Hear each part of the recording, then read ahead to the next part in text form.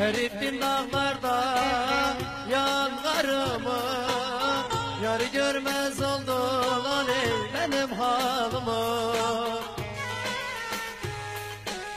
Sen ağarttın zalım zalım kara saçımı, ben ağlarım yarim bak senin için.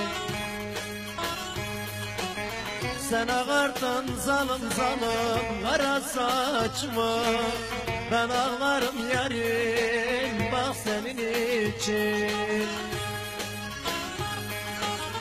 Ben ağlarım yarim bak senin için. Böyle mi sevmiştin zalım seven kalbimi? Ah sen aldın leley leley beni benden. Ben ağlarım yarim bak senin için. Ah sen aldın zalım zalım beni benden. Ben ağlarım yarim bak senin için.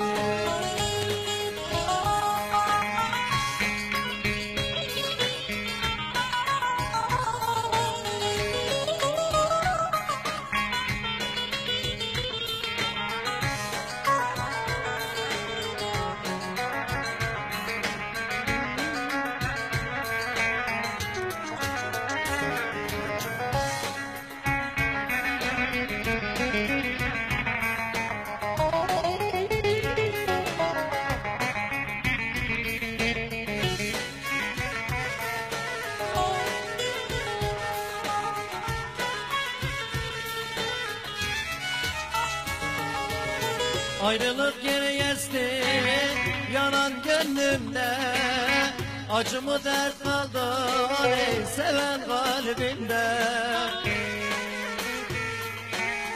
Gülüm gözlerimde birden yaş doldu birden. Ben ağlarım yarim bak senin için.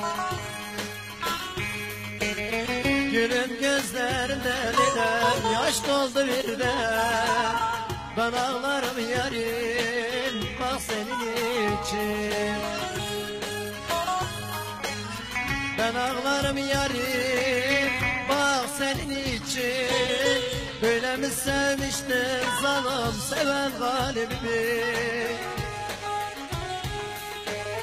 Ah sen aldın leley leley beni benden. Ben ağlarım yarim bak senin için. Ah sen aldın zalım zalım beni benden. Ben ağlarım yarim bak senin için. Efendim akşamımız hayırlı olsun. Her bir şey gönlücü olsun. Hepinize hoş geldiniz, sefalar getirdiniz Ahmet kardeşimizin düğününe. İnşallah hep birlikte bir güzel düğün yaparız. Ahmet kardeşimize ve de Ahmet layık bir şey olur. Hepinize hoş geldiniz, sefalar getirdiniz.